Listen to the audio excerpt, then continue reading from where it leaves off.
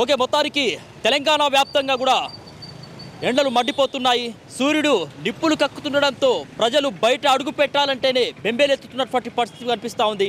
ఇక మన జయశంకర్ భూపాలపల్లి జిల్లాలోనూ దాదాపు గడిచినటువంటి వారం రోజుల నుంచి కూడా 45 డిగ్రీల ఉష్ణోగ్రత ఇక్కడ నమోదవుతూ ఉన్నాయి. ప్రస్తుతం మనం చూడొచ్చు, ఇక్కడ టైం చూసినట్లయితే కనుక 10:45 దాదాపు 11 కూడా ఇంకా కాలేదు. 10:45 సమయంలో మనం చూసినట్లయితే కనుక ఎండ తీవ్రత ఇక్కడ చాలా ఎక్కువగా ఉందని చెప్పుకోవచ్చు. ముఖ్యంగా 6 గంటల నుంచే, ఉదయం 6 గంటల నుంచే ఉక్కపోత మొదలవుతూ ఉన్నది. ముఖ్యంగా ఉదయం 8 గంటలు అయితే చాలు, మొత్తానికైతే మరి ఎండ తీవ్రత పెరుగుతూ ఉన్నది. ముఖ్యంగా ప్రజలంతా కూడా అల్లాడిపోతున్నటువంటి పరిస్థితి ప్రస్తుతం మనం చూడొచ్చు. భూపాలపల్లి పట్టణానికి సంబంధించి గణేష్ చౌక్ వద్ద ప్రస్తుతం మనం ఉన్నాము. మరి 10:30 అంటే దాదాపు 10:45 పావుదక్కువ 11 ప్రాంతంలో కూడా ఇక్కడ ఎండ తీవ్రత ఎక్కువగా ఉండడంతో జనాలు ఎక్కువగా కూడా బయటికి రానటువంటి పరిస్థితి. అంటే అత్యవసరమైతేనే తప్ప జనాలు బయటకు వచ్చి వాళ్ళ పనులు చేసుకుంటున్నారే తప్ప మరి సమయంలో అంటే వేరే సమయాల్లో మాత్రం బయటికి రావడానికి మాత్రం జంకుతున్నటువంటి పరిస్థితి. మొత్తానికి ఇక మిట్ట మధ్యాహ్నం ఒక్కటైతే చాలు, కనీసం బయట అడుగు పెట్టలేనటువంటి పరిస్థితి. మొత్తానికైతే పట్టణం అంతా కూడా మరి రోడ్లన్నీ కూడా నిర్మానుష్యంగా మారేటటువంటి పరిస్థితి కనిపిస్తూ ఉన్నది. ఇప్పటికే మరి కొన్ని జిల్లాలకు సంబంధించి వాతావరణ శాఖ హెచ్చరికలు కూడా జారీ చేస్తూ ఉంది. వడగాల్పుల తీవ్రత ఒకవైపు, ఉక్కపోత మరోవైపు, ఎండల తీవ్రత కూడా ఉంటుందని చెప్పేసి హెచ్చరికలు కూడా జారీ చేస్తున్నటువంటి నేపథ్యంలో ఒకవైపు సూర్య భగవానుడు కూడా తన ప్రతాపాన్ని చూపిస్తుండడంతో ప్రజలంతా కూడా వణికిపోతూ ఉన్నారు. ఎండలకు సంబంధించి హడలెత్తిపోతున్నటువంటి పరిస్థితి అయితే కనిపిస్తూ ఉన్నది. ముఖ్యంగా మరి ఎక్కువగా ద్రవ పదార్థాలు తీసుకోవడానికి మరి జ్యూస్ సెంటర్లకు సంబంధించి కూడా గిరాకీ ఎక్కువగా పెరిగిందని చెప్పుకోవచ్చు.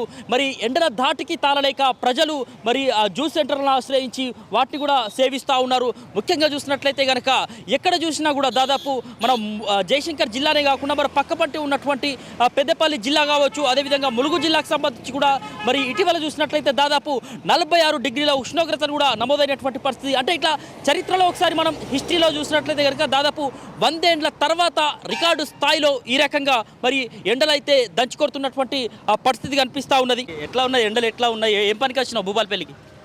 భూపాలపల్లికి గుడిసెల కాడికి వచ్చిన. గుడిసెల కాడికి వచ్చిన ఈ ఎండలో మేము చచ్చిపోతాను. ఎండలు పోయిన ఎట్లా చూస్తే ఈ ఏడాది ఎట్లా ఉన్నాయి? 10 ఎండలు పోయిన దానికంటే ఇప్పుడు ఎక్కువ కొడుతుంది. మేము చచ్చిపోతాం. ఆ ఎండలు బాగున్నాయి, చచ్చిపోతాను. మరి ఈ టైంలో ఎందుకు వచ్చినావు అమ్మా? ఇంత ఎండ కొడుతుంది. ఇంత ఎండ ఎందుకు కొడుతుంది? ఎందుకు పోయినా 100 రోజుల పని కాడికి పోయినా నా బతుకు లేదు. జానడు పొట్టకు పని తప్పలేదు. మా పొట్ట కొరకు పోతాను, ఈ ఎండకు పోతాను. చచ్చిపోయే మూమెంట్ వస్తుంది మాకు. దాదాపు 100 ఏళ్ల తర్వాత మరి ఎండల తీవ్రత ఇట్లా ఉన్నది. ఎట్లా చెప్పవచ్చు ఇక్కడ ఎండల తీవ్రతకు సంబంధించి భూపాలపల్లి? ఎక్కువనే ఉంది ప్రస్తుతానికి అయితే. ఎండ తీవ్రత బాగా ఎక్కువ ఉంది. పరిస్థితులు అనుకూలంగా కొంచెం వాతావరణం చదవడానికి ఇబ్బంది ఉంటుంది. పొద్దుగాల మొత్తానికి 6 దాటితే చాలు, మొత్తానికి ఉక్కపోత వైపు వడగాల్పులు అంటే పనులు కూడా చేసుకునే పరిస్థితి. డ్యూటీకి వెళ్ళాలన్నా ఇబ్బంది ఉంది. ఏం చేస్తారన్న మీరు? ఏం చేస్తారు? సింగరేణి. అట్లా మైండ్స్ కాడ ఎట్లా ఉంటుందన్న పరిస్థితి ఇక్కడ బయటనే ఎట్లా ఉన్నది? ఎండ తీవ్రత ఎక్కువనే ఉంది. అక్కడ సౌకర్యాలు మంచిగానే ఉన్నాయా? అంటే కూల్ వాటర్ పెట్టారు ప్రస్తుతానికి అయితే. ఓఆర్ఎస్ ప్యాక్లు వేయడం మేనేజ్మెంట్ అయితే సౌకర్యాలు కల్పిస్తాను.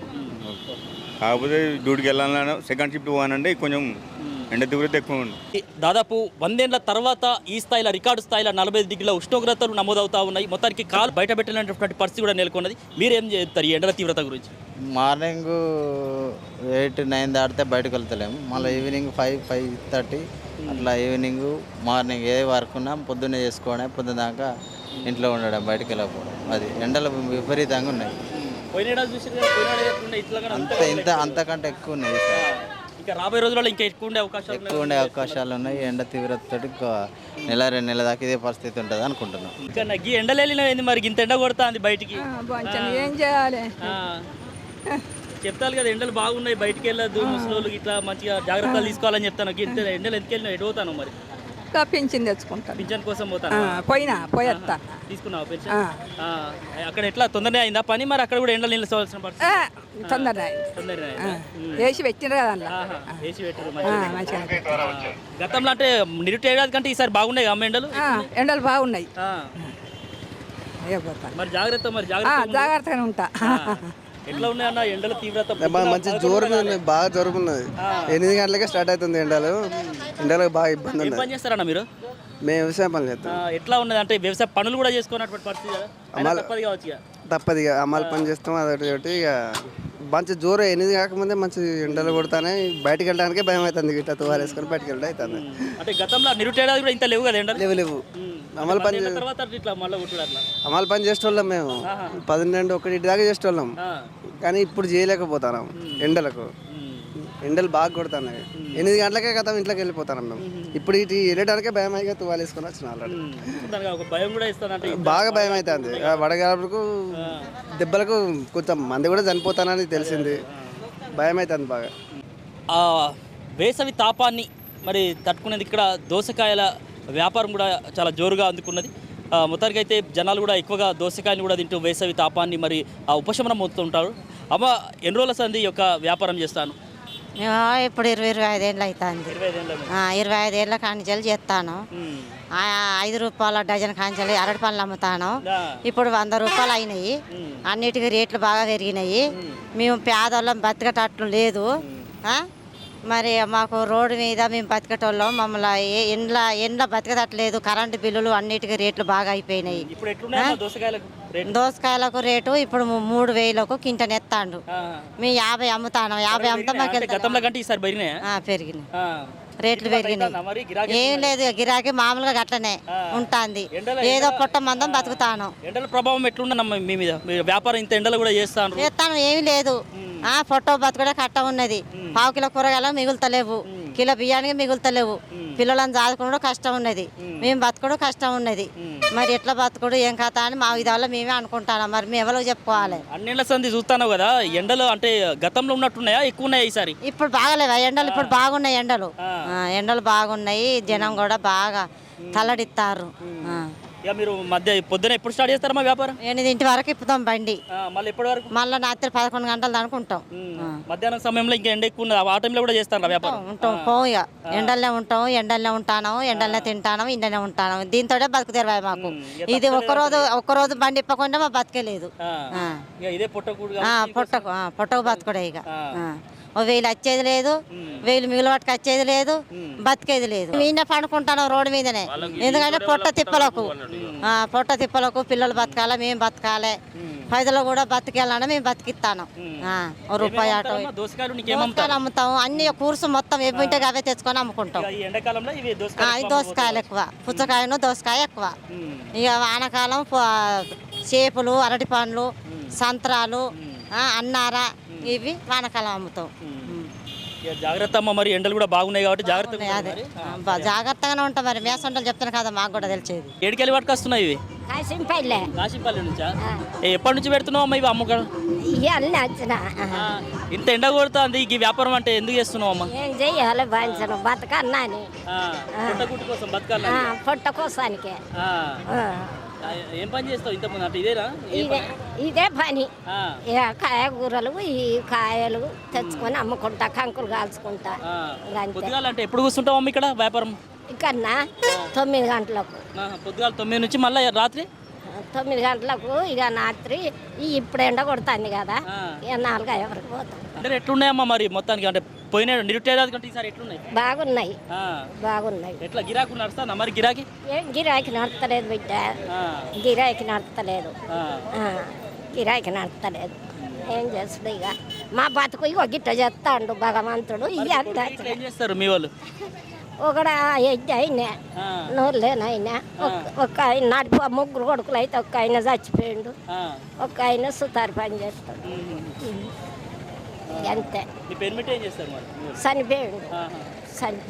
ఇల్లు నడవాలని నువ్వే ఇట్లా వ్యాపారం చేస్తానా? మరి ఏం చెయ్యాలా? ఎడ్డి ఆయనను పట్టుకొని బతుకుతాను. ఆయన 2 పోయే పిల్లలు, ఆ పిల్లలు పట్టుకొని బతుకుడు. జాగ్రత్త అమ్మ, మరి ఎండలు బాగున్నాయి మరి.